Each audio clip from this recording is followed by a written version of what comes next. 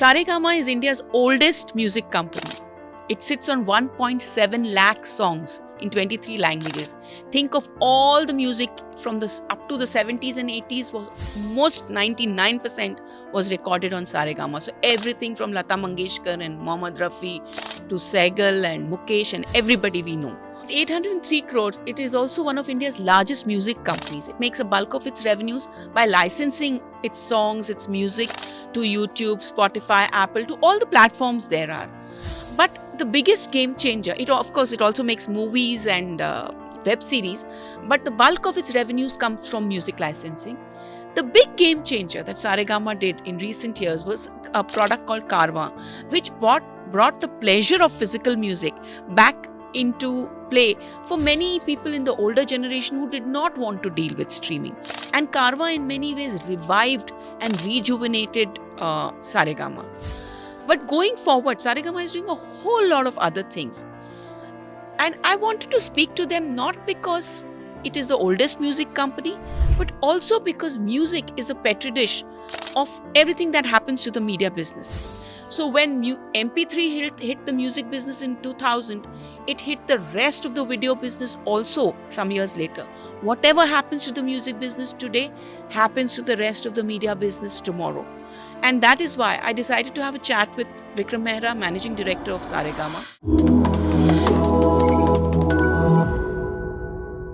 Hi Vikram, welcome to the media room. I know you don't give many interviews. You said that to me just before this interview. So thank you. Really, really gratified you could be with us today. First of all, India's largest, oldest media music company, 1.5 lakh songs? 1.7 lakh. 1.7 lakh. Last I looked, it was 1.5 lakh songs. You've got like the best library there is in the business. Where is Saregama today? Just give my listeners a sense of where the company stands today in the Indian music ecosystem. Yeah, first let me acknowledge right now, yes, I don't give too many interviews, but every time I talk to you, it's different. So here we are. Okay. See, Saregama is, yes, there's a fact right now that under Gramophone Company of India, Saregama was the first music label to start business in India in 1992. And that's a time from which we people are recording music. But the big transition that has happened over the last decade or so is that instead of just being a catalog IP company that owns some of the best catalog of this country, we have now become a new age entertainment company, which is not just investing in audio, but equally going out there investing in video and live events business. We believe that the way the customer is evolving, this clear-cut lines between I will listen only to music or I will watch only video, they're all diffusing. So we want to be the ultimate source of content for any platform that wants to go back and engage with Indians living outside India, also the diaspora and the larger Southeast Asian community, both in terms of audio, video and live events. But right now your footprint is largely Indian or? It's largely Indian, so we will continue focusing on the Indian languages primarily. But the power is that the number of people who enjoy Indian music right now in these languages is over 2 billion, which means right now you are talking to anything between 25 to 30% of world's population that listens to our music. And this is when the music has not even got itself exposed to the non-Hindi, Tamil, Telugu, Malayalam, Kannada, Punjabi-speaking audiences. We have seen what Spanish has done, and we believe eventually something similar is going to happen from Indian content too. And that's a kind of soft power. India is a country, and we being one of the companies which is taking a pole position in that, hopes to have in the days to come. You said something which I was going to ask about later, but I'm going to collabs. They're becoming very big, I see them a lot in live events, whether it's Diljit Dosanjh and Ed Sheeran, and of course Sapphire, which I'm binging on right now. But there is a larger sort of strategy, or there's a larger repercussion to it. Could you take my audience to that? Because you're basically expanding your market, you're moving across language, you're crossing music over, from what I understand. Yes. So let me Let's talk about collabs. Remember 10 or 15 years back, there was this entire wave in the food industry of fusion. Yeah. Not all fusion works. And when you do fusion for the heck of doing fusion, it typically backfires. We are now evolving into the stage that some of the restaurants are genuinely able to do a good fusion and doing well. I think India has gone through its own journey for the last 5-7 years, where collabs were happening right now just to say that a collab has happened. At the end of the day, customers are people like you and me. We don't care if what is the larger corporate interest or the interest of the artist. We want a good song. The song you're talking about, Ed Sheeran and Arijit, I think it's a great song. Lovely song. Right? There have been a lot of collabs that have happened just before this. Nothing has worked, but this song has hit the ball out of the park and full marks to them. So collaboration is a great way in which you expose fans of one or audiences of one artist to the other one. Collabs are also happening to ensure that the Gen Z ends up listening to Gen X music and Gen X ends up listening to Gen Z music. That's also a collab opportunity only right now, right? Collabs are happening across languages, collabs are happening across cultures, so that people just get more exposed to the stuff. And it's not just happening on the music side, not just with the Western artists. There are a lot of collab opportunities sitting in right now with the Korean and the Japanese artists too. There are large music-loving audiences living there too. A country like ours, which is been pushing music since such a long time, you feel little silly that size of our industry is so little, and more importantly, the audiences outside India have not fully got exposed to our music and our content. Right? It's not just an audio story. I have an equally big problem on the video side too. Our film industry or TV series industry, yes, we are very happy with this 2 billion population that we are catering to, but I think there's an opportunity to go beyond that too. Though I still feel I don't think we have serviced our 2 billion properly yet. You know, you're touching upon all the questions which I've got. So I'm so happy about this. Because see, this 2 billion thing, this really bothers me. If you look at the music business, which is you're part of, and you've been part of the DTH industry, part of the broadcast industry, so you've seen all these businesses at close quarters. Finally, I think it degrew by 2% or something. If I take EY figures, the fact is all these streaming platforms, Spotify bhi aa gaya, Apple bhi aa gaya, T-Series is the number one in YouTube globally, and all sorts of things happen. But ultimately, 5,000 crore ka market hai, badhta nahi hai. What will help, I don't know at views, where are we, or at years, where are listens, where are we at listens in terms of total consumption of audio streaming, but we do not seem to be, it doesn't seem to be expanding the market, the long and short. What to your mind is? See, 2-3 triggers are going on in the market. One, we're at the cusp, I believe right now, massive expansion happening in. Music industry globally started degrowing from 2000 onwards when piracy became rampant. Something very historical happened around 2014-2015, whereby people's consumption of content moved from their laptops, which was browser-based consumption, to devices which became app-based. Correct. Right? This changed the entire paradigm of piracy because when it was browser-based, the content used to be served from servers that was used to sit outside India.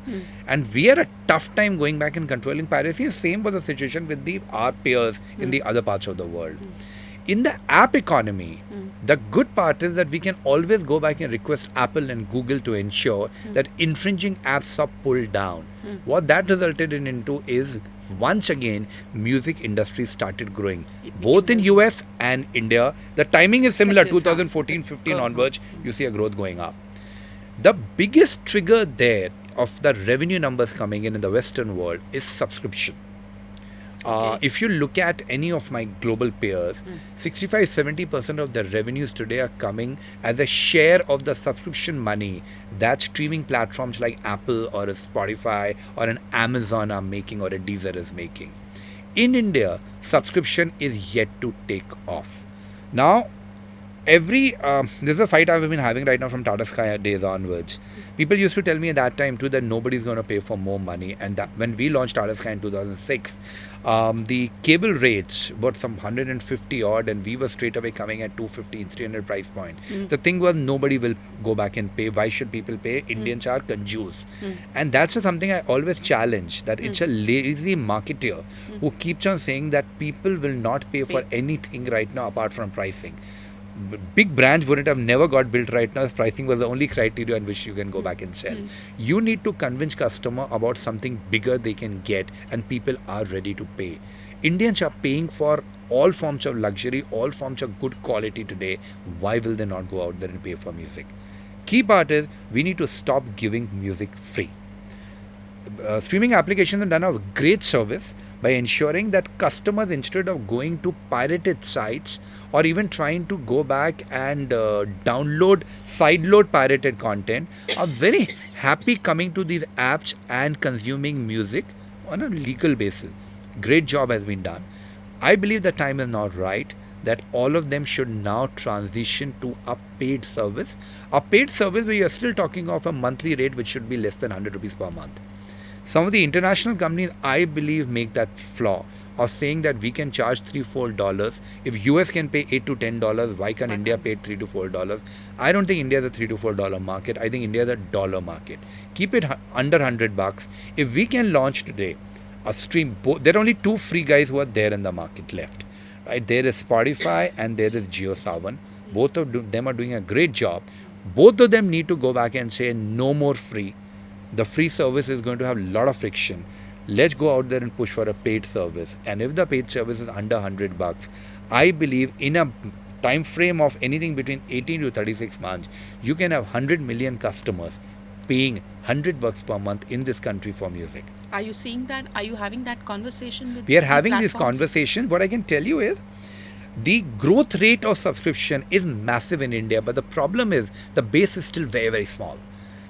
So it's not making a dent right now to the top lines or the bottom lines of each of the music labels or the platforms, but the growth is there.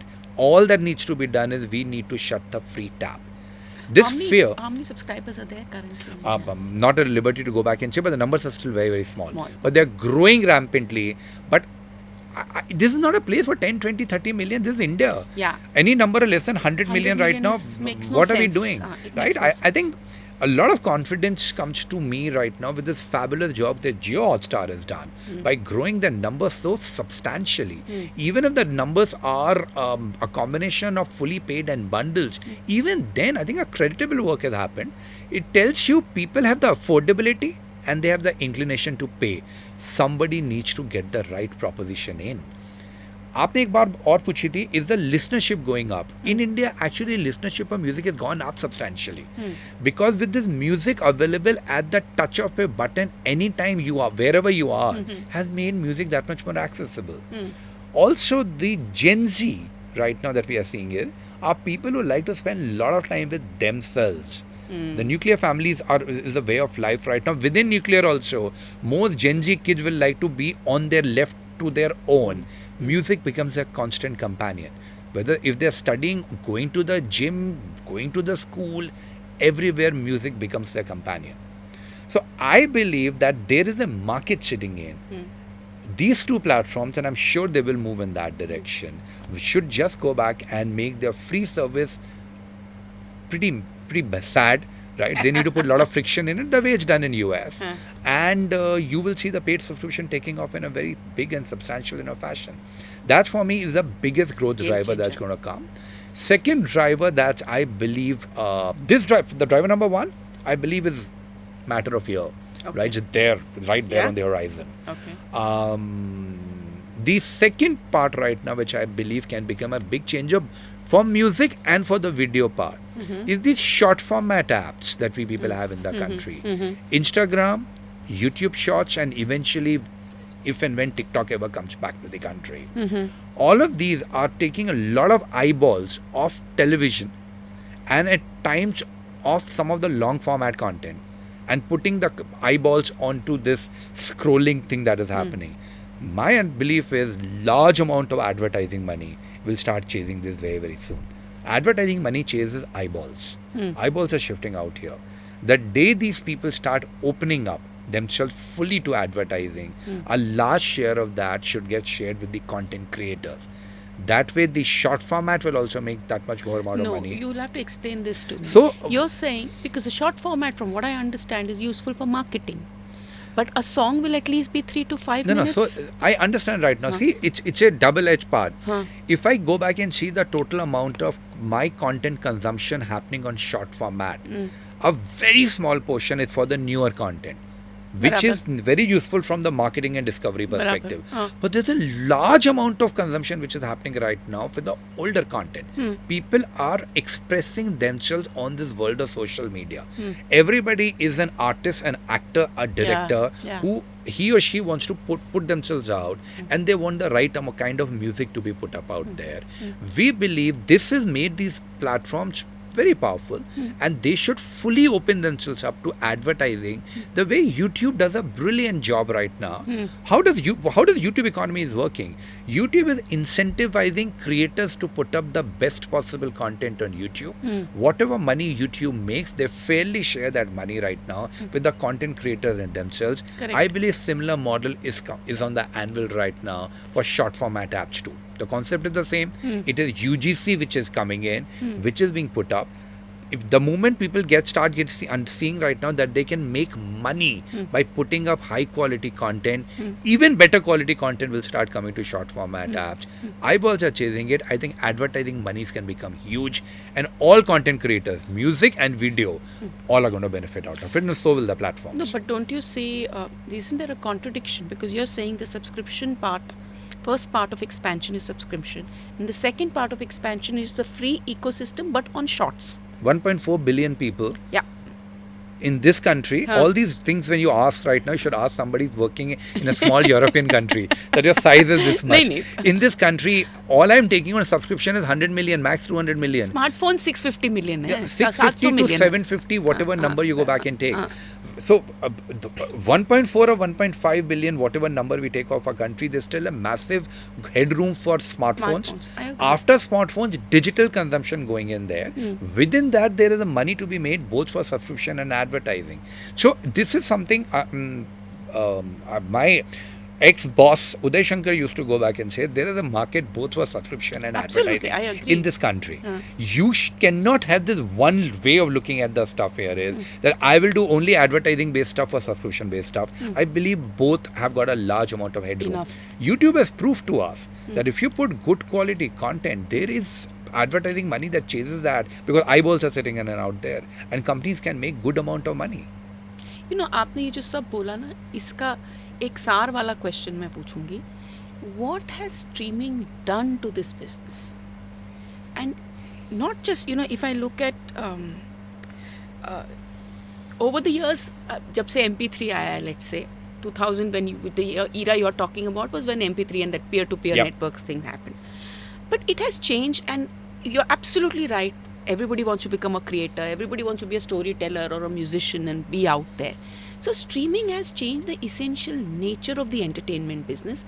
And they say that music is a petri dish of the media and entertainment business globally, because it's the lowest bandwidth product. So, you know, all the experiments, they hit music first, whether it's AI, any technology. After porn. Huh? After porn. After porn. Okay, that's true. After porn. But what has it done? And there are various variables in my head, but I want your first take. What has streaming done to this business, to its ability to create and its ability to reach people? See, I think the biggest part is on the second side. One, it has allowed anybody in this world to access any piece of content sitting in any part of the world. Correct. I very often share this example, and I've shared with you also in the past, is when I was younger, I think I was 13 or 14, I had this massive crush on somebody. And that's a time I was exposed. I also forgotten the names now. Right? And that's a time I was exposed to Barsat ka music on medium wave. Okay. And I was like big time set in my head here there that I need to have this Barsat ka cassette. I was in Lucknow city at that particular time. I was growing up there. I could not find Barsat ka cassette in the entire city at that Which time. Barsat? This is Raj Kapoor Raj Barsat. Kapoor wala, na? Right? Not the Bobby Deol Barsat. I was Original, right? Achha, Right. achha. Humse mile tum sanam, tumse mile hum barsat mein. That's a song right now, and my mom used to play medium wave all throughout. I grew up on this music, and for me, somewhere in that state of mind that I was in, that this song just clicked. And my thing is, can I get this cassette right now to go back and play? And I could not, for the love of money, find that cassette. I had to finally take help of my cousin who was in Delhi to send that cassette across to me. All that is history now.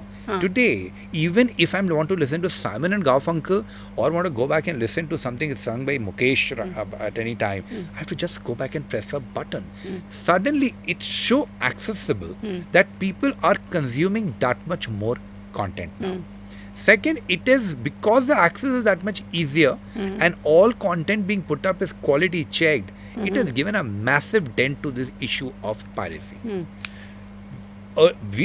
My days, I've been passed through that era before joining Saregama, where I have downloaded pirated content right now from the songs. PK.pk was a big thing at that particular time. Aaj koi nahi karta, because what's your need? If you can get every song right now of the high quality there, fidelity, sitting in an app, I'll go back and consume it. So I think streaming has done a great service to the industry per se. Digital has done one more service out here, which is not just streaming part of it. Digital overall has removed the barriers for a very talented person to go back and showcase his or her talent. Absolutely. Earlier days, when we used to be sent across by younger artists their content, they used to put it on a cassette or later a CD and send it across to us. The fact of life was, by the time it reached Saregama office, somebody had to take the pain of putting the CD in to listen to the music, then write a letter to that individual to say, आपके गाने में मजा नहीं आया, ये change कर सकते हैं. Now people send it on a single through a link. We go back and access it over that link on a literally real-time basis and can go out and give feedback. It has also democratized the artist community. It's no longer all about who is that much well connected. It is about who has got more talent. And I leave the talent part. Now, talent definition, sorry, I'm digressing out here, but this is an important point I want to make. In the music industry, the only talent that mattered was your voice. How good you are a singer or a composer or how you were writing. Today, it's an equally important part. How good are you emotively selling yourself on these digital platforms like Instagram and YouTube Shorts? Can you go back and build a community which goes back and follows you equally? The dynamics have gone back and changed. There's a positive side and there's a negative side to everything that comes in. चलो किशोर जी और रफ़ी साहब we knew Mahendra Kapoor साहब की शक्ल उस समय ज़रूरी नहीं है सबको याद रही हो. आज में अनूप कैसा लगता है या शुभ कैसा लगता है या आर आर्टिस्ट माही कैसा लगता है, all the fans know. So because they are constantly connecting with their fans through the digital media. So the process of creation and the process of consumption has changed. And of marketing. Creation, marketing, consumption, everything has undergone a massive change.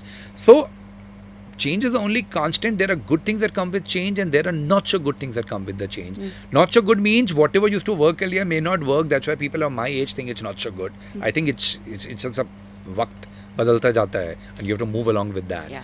It's a different rules of engagement that have become active now in this world of digital. But on an overall basis, I think it's done more good to the industry than harm to the industry. You know, but you're absolutely right. But there is a deluge. Itna, I hate the word content, but इतने गाने होंगे, इतने videos हैं, इतना कुछ है देखने को सुनने को, उसमें एक डिस्कवरेबिलिटी की प्रॉब्लम हो जाती है. And then you say, okay, I'll make shorts and I'll put them on Insta and I'll do this and so people, so that thing of, and companies use it, everybody use it. And I remember this conversation I just recently had with this head of head of music for YouTube globally, Lior Cohen, and he says many artists simply get lost in creating this. He meant reels. He says what they should be focusing on is the sound they are creating, the music they are creating.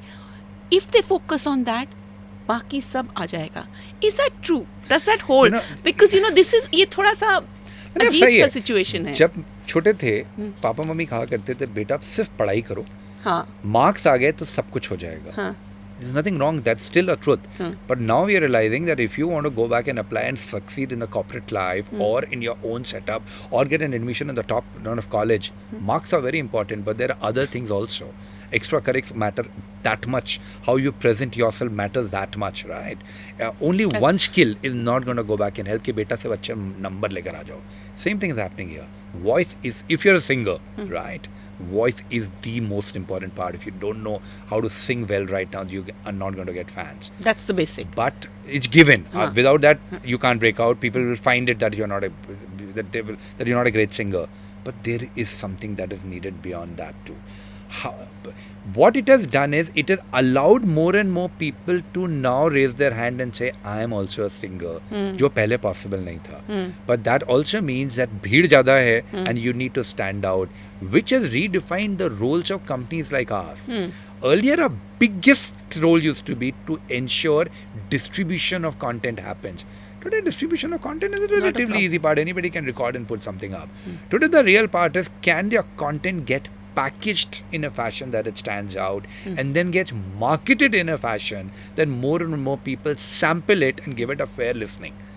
So discoverability is a bigger challenge right now, where labels have started going. From distribution, we have moved to discoverability as the primary role of a music label today. Discoverability सब आता है, उसकी grooming भी आती है, उसकी packaging भी आती है और marketing भी आती है. All of that is helping right now people to discover that talent. How do you ensure discoverability? Is there an example you can share from see, the Sare? Ensure means, or how do you break through? So every artist, see, what we also realized is, with the younger generation, they appreciate people who are true to themselves. Correct. So the other part, the older me would have gone back and said there are archetypes. And every artist should be fit into their archetypes, because the archetypes is what goes back and sells. What we have realized at Saregama over the last few years is archetypes don't necessarily work any longer, because fake stuff is coming out that much more easier. Earlier days, when you used to see a celebrity, it used to be a music video or 2 music videos in a year. Correct. Or a person used to be seen in a movie once or twice or thrice in a year. And all of them are doing an act there. Now, everybody is there in the social media on a 24/7 basis. More popular you become, more people chase you. It's very difficult to put up an act at all times, and people see through that. So, our entire way of building up a singer or a artist-based brand is about being as true to that artist as possible. And whatever the strengths of that artist are, magnify them that much more.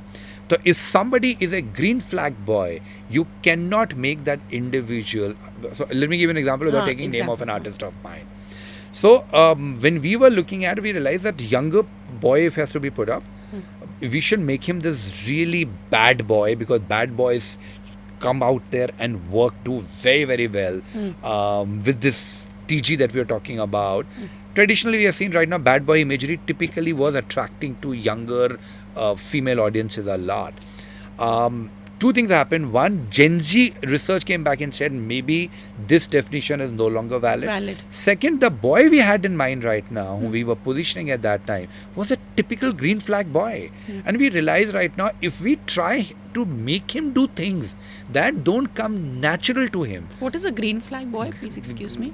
No, now we are asking. A green flag boy is a boy right now which has got all the. This is a Gen Z slang, by the way, which has got every. It's got everything which can be ticked mark right now, right? What in our language used to say, जिसको घर पे जाके mummy से मिलाया जा सकता है.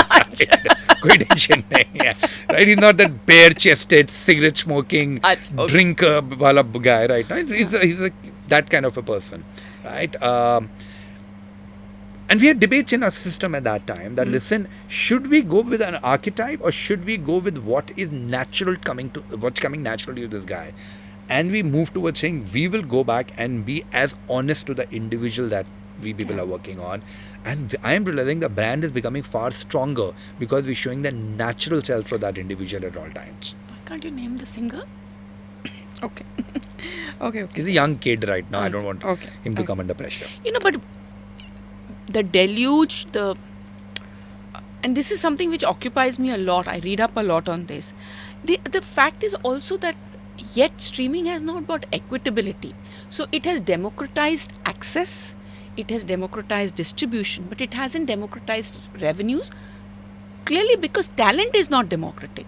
Because only 5 or 10 or 20 people will be talented and they will make the top bucks.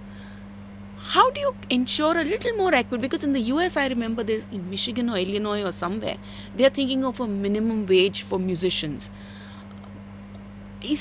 how do you bring a little more equitability into that whole No, so tell me, payment? people who are first, everybody could get a rightful share. So what has happened in India also, both under Javed Akhtar Saab and Anup Jalota ji, that composer, lyricist, and not singers of everybody is getting a fair share. Correct. Right now Correct. for their work that they put in. Correct. But that a fair share is of the revenue that their content is generating. Rating. At the end of the day, how will I be fair that if the music is working of an artist A, but rather than going and compensating the artist whose music is working, I end up compensating the artist B. I think that's unfair. But whomsoever music is working, we have to be very, very fair that an artist gets his or her due. Not just the singer, but the composer and the lyricist also are getting it. All the other people who are helping them out right now also end up getting the fair share. It's just not one voice or one face that's getting the due here. Correct. That has happened in India also. But can I go back and say that revenues that are getting attributed to one person whose song is doing very well should be shared with somebody whose song is not working? Then no, I agree. But the fact is, there are only 3 platforms in the world, frankly, where artists can go, unless you go, and create your own YouTube channel or something. And millions of artists will be at, no, I'm not talking about the bottom, but will be at somewhere in the middle level. But you really make money only at billions and billions of streams. But isn't that the basic fundamental nature of capitalism? I agree. How is all the film industry any different?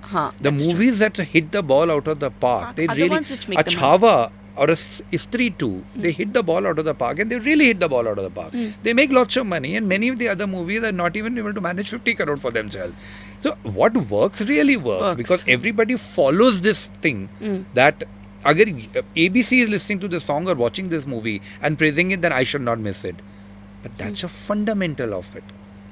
Okay. So you can't run away from some of the fundamental truths where excellence, or in this case excellence, is gauged by how many people are listening to you in the case of music here, or in the case of short format content right now, how many people are following you and engaging out there with you. They will get their larger share, and I don't personally find anything wrong with that. No, nor do I, but I'm just, to get some kind of, but that's true even in the physical distribution days. Equitability to thi nahi na. The people who are the hit are the hit. So equitability of everybody should be getting the fair share, and within the share all partners should get their share. Equitability is there. But that I think happened. How that's happening right now, and happening very fair and transparent out there between Javed Saab and Anup ji. That's sorted. Those Isambra and IPRS, they've sorted it out, and I think they've done a great job with this. But they are also when they distribute revenues, they have to also distribute revenues on the based basis on how of the song is done. whose song is done how well. You mentioned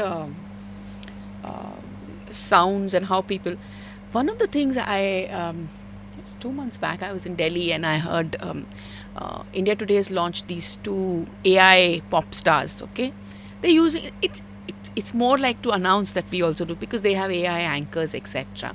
And everything that we do in this business does use a lot of technology, whether it's compressing sounds, distributing it, everything. But when you use it in the process of creation, you're doing something else. What is your thought on this whole thing of using AI to create music or to create characters? We know there are AI models. I'm sure you've heard of fully influencers, blah, blah, blah. So there's a lot of work happening. And I've seen work happening on film scripts. I've seen in the case of music. I've seen it in the case of influencers and advertising. Your thought on its play in the music business? One, it's a change which should be welcomed. The only people who are not going to be welcome the change of AI. Again, people, Gen X and baby boomers like me, right, who will go back and say change is not good. Hamara din ho gaya, humko retire karna But the fact of life is that every time change is happening, the people who were the custodians of the old legacy have some amount of an issue because the rules of engagement keep on changing. And we find at my age also, AI is a very new beast to go back and handle. But the fact of life is it's inevitable. It is bound to happen whether we like it or we dislike it. And I think there's a lot of positive things that AI brings to the table at the macro level. We started work on the predictive part of AI way ahead Okay. right, than any other entertainment company in India.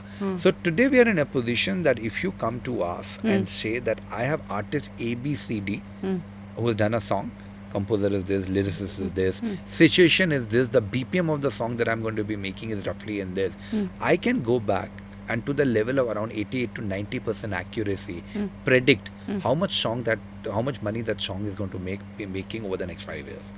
We have gone to that level of understanding how predictions can happen. Okay. What it has done in my company is decentralize the decision taking process. I take every forum to go back and say I may be heading this company. I think I should be marked 0 out of 10 in terms of my ability to gauge which song is going to go back and work. I am not an expert in this. I know how to run the business of entertainment. Doesn't make me an expert in entertainment here. Music even more, that people above the age of 50 I think I should have no business deciding what a 21 or 24-year wants to listen. But these were great things to say. How to execute it, somebody has to take the decisions. So we took this call around 5 years ago that we will make this entire new music selection process decentralized. Everything will be done right now by the local language experts, all under the age of 30, to take a call whether to buy the song or not. And to put fiduciary discipline out there, we said predictive AI is going to come in. Predictive AI will go back and say how much can the money can be made right now by a bunch of album that you have to buy at any particular time. That gives us a limit of how much can these guys go back and play on the commercial side. Khana kharidna hai, lena hai, nahi lena hai, banana nahi banana is a call that they are going to be taking under the age of 30. Commercial call is completely in the hands of predictive AI, which means at the central level, people who are sitting at the Bombay head office of Saregama, they don't need to get into this part. What value do I add right now by deciding ye gana acha hai, gana acha nahi hai? I think there are better people than me who can take that decision. That's a predictive AI part. We are also transitioning ourselves on the generative AI part. Generative AI on music has got 2 angles to it. One is a very strong view all of us rightfully have, is that if tomorrow a new generative AI tool comes which is able to create a brand new song, more than perfectly okay, as long as that tool is Has not been being trained on copyrighted music that was without the- taking our approvals. Correct. Sorry, you are not only hitting my livelihood, you are hitting the livelihood of everybody whom I'm paying royalties today. Correct. Saregama ka royalty payout is huge right now. We are still paying royalties to the producers from whom we had taken the music 40 years and 50 years and 60 years back. The royalties to be paid to the other artist also. You can't take that away. And more, there's a money issue, there's a credit issue.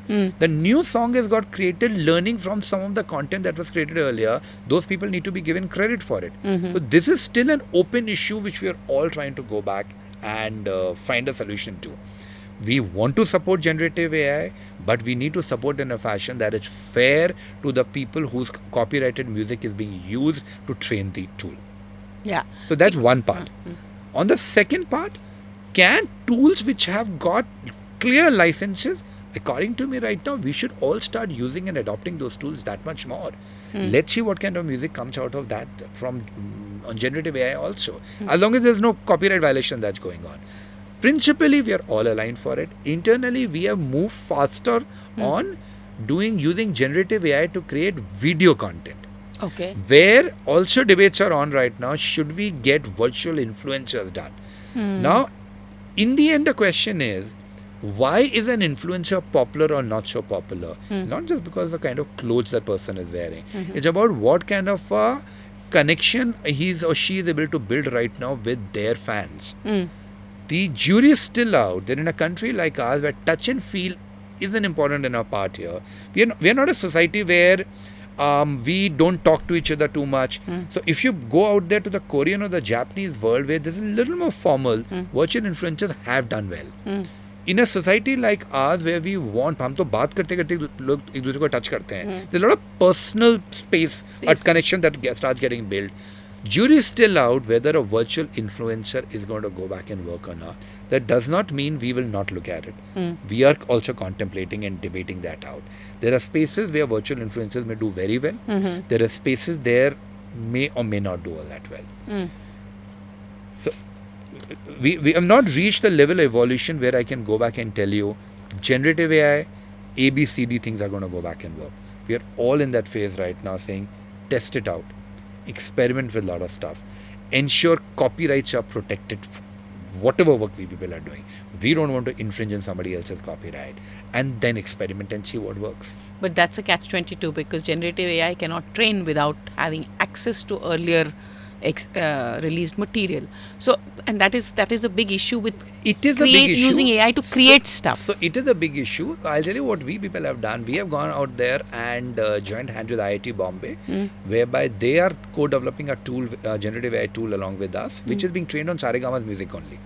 So there's no copyright infringement. I'm using my Your own part here, and we are working in a fashion right now with a new song. के अंदर we can go back and attribute credits to what all we have picked up from where, so that the artist whose content is being used to produce a newer piece of content also end up getting credit for it. Okay. I had 2-3 questions more, but I'm going to stick to one more because we are running out of time. But you mentioned predictive AI and how you use it, and we know the algorithm drives our lives, whether it is our news consumption, our entertainment, video, music consumption.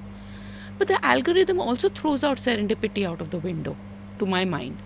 I was speaking to someone who, an analyst who looks at the cinema business, and we were talking about how Mission Impossible, for instance, is being marketed only to people who are likely to see me. You and I listen to a song and the algorithm starts throwing similar songs. So Spotify has made a playlist which it thinks is tailored to me, but I want to listen to other songs. I might listen to a Marathi song or a Punjabi song. But I am that kind of consumer. But many consumers get out into what the algorithm is throwing. It's exactly what AI does. It has been trained to your taste, and therefore does that again limit discoverability. Because that whole question of आपका जो 20-30% जो audience है, which you could have got a spillover audience, which was not possibly the TG for the song, let's say for your young singer. Is the algo throwing serendipity out? Is it limiting the expansion of your offerings? Okay, so two parts here. First, when I spoke about predictive AI, we don't use predictive AI to choose which song to take. No, we use it to decide how much money we will make from it. Right? So choosing is still left right now to individuals. But your bigger part, yes, the algorithm issue is that it starts becoming an echo chamber. Yeah, right? Exactly. Whether it's entertainment, political views, Everything, any view, everything. I end up listening to more of what algorithm thinks I like and less of what they think I dislike, which starts giving this feeling right now to me that the world likes only this part only because I am seeing only this part. That's one big issue. Second, yes, an outside view, radically different view, just does not go out there in your system. When we were younger, we used to be taught that whatever you believe in, you need to read books that had a counter view. Correct. Right? Even if it's only to understand why you don't agree with that belief, Correct. but you need to be exposed to that part. Correct. Which algorithm somewhere today maybe is not doing full justice to it. My feeling is it's still a very early days. You will see further fine-tuning that will keep on happening. From a corporate perspective, at times it may seem that it is more profitable to keep on feeding people what you know they are going to like and give it only to them. But in the long run, this will come out as a very short-sighted way, because then there will be very small communities that will keep on liking or following somebody. In the end, everybody will have to go back and say that if you want to make a genuine global star, you need to have this community not just limited to existing fans, but need to expose it to other people to make the community that much bigger. So it's an evolving part. If both you and I are still there 10 years down the line, we'll have a chat on this. It's an evolving part. I think they've done a great job with these tools that they had. I also believe right now they need to expand it. They need to give... Serendipity is romanticizing of this entire part. I'm all for it. Listen, remember, this is a company which built Carvaan. And Carvaan ka one of the biggest part is serendipity. Exactly. We have not built a playlist there. Nobody can predict which song is going to come next. There is magic to it right now. But I think beyond that, so that I'm with you. But beyond that, it makes business sense to ensure that more people who were in the past not fans of an artist A or a movie franchisee B should also be exposed to it. And I think businesses are going to come around. One thing I can tell you very Yeah, safely is hopefully. all corporates in the end will do everything right now. If they understand that anything is limiting their top lines or bottom lines right now, they will correct it. That's not true for the news business, but I'll not get into that one. Not my forte. And we haven't even discussed your film business, which brings in a nice little slice of your top line. But any parting comment on the shape of the media, and especially if you want to make a comment on your film business, on the shape of the media and entertainment business in India today? Because I see a lot of consolidation at the buying side. You know, your JioStars have happened and your big mergers have happened, and there are now 5-6 big players in the play here. And then there is this whole user-generated ecosystem, which is Google, Meta, etc. So this market has taken a certain shape. Your sort of take on the shape and Saregama where it. No, so too macro. I'll just. I know, too macro. I agree. I'll put it this way that I think as companies, not just media entertainment, all across and as a community, we Indians need to start taking bigger risks. I have a huge grudge, or a grouse is a better word, that our parents bring us up in a fashion where everything is protected. हमें बचपन से बोला जाता है cycle 4 साल का बच्चा चलेगा, गिर जाएगा, बेटा चोट लग जाएगी. आपको कोई चोट लगती है तो आप पिटाई करते हो उस चीज़ की कि बेटा उसने आपको मारा दर दर करके. We bring our children in such a protective environment that when the real life hits them, they just don't want to take risks. So what are we doing? We are all working in a structure. This has worked in the past. Let me play safe and try repeating the same thing again and again and again so that the chances of failure come down. Right? We not taking risk also means there is a stigma attached to failure. We need to get out of it, because unless we do bigger stuff and more experimentative stuff, we can't become big. We cannot follow this format, whether in the world of video, which we do a lot, or in the world of music, which also we do a lot out there. ये चल रहा है, अब बस यही चलाते चले जाओ all throughout. Easier said than done. It's not that I am above this right now. I make the same mistake because all of us starts at times thinking right now, यार ये चल रहा है. Why go out there and really rock the boat? चल रहा है. Chances of it working right now very very high. यही चलते चले जाओ. Big stuff has never got created out here in any form of entertainment, right? Or other technologies too, where people have not taken a risk. I think we in media entertainment sector also need to go back and take some big bold risks. I agree, because I always do this GDP comparisons and we never look good compared to anything else. And I agree, even if I discount for the dollar value. That's why I said the music business also. I mean, look at it. All the global platforms are here, but only limited to that part. Let's give it another 2 to 3 years. Entertainment sector overall, I think subscription is going to go back and surprise you. Let's see. I remember having this chat out there with you in 2005. We had gone pre-Tara Sky to visit Foxtel office, and one of the debates I was having with you, you also asked me this question. India में कोई तो pay नहीं करता है. And at that time, Dish TV had launched, and there are hardly any subscribers for Dish TV. Why do you think people are going to go back and pay? And what eventually happened, DTH technology may have taken a beating, but DTH was sitting at its peak, and companies like Tata Sky were doing extremely well while charging that much higher right now compared to anybody else in the market. It just tells you Indian customer is ready to go back and pay, provided there is a rational benefit you are going to attach to it. Only emotional payoffs typically at times become a little difficult. But attach a little bit of a rational benefit to it. People are ready to go back and pay. Well, 3 years down the line, hopefully you will have a different media industry. Inshallah. On that note, thank you so much. My pleasure. Thank you.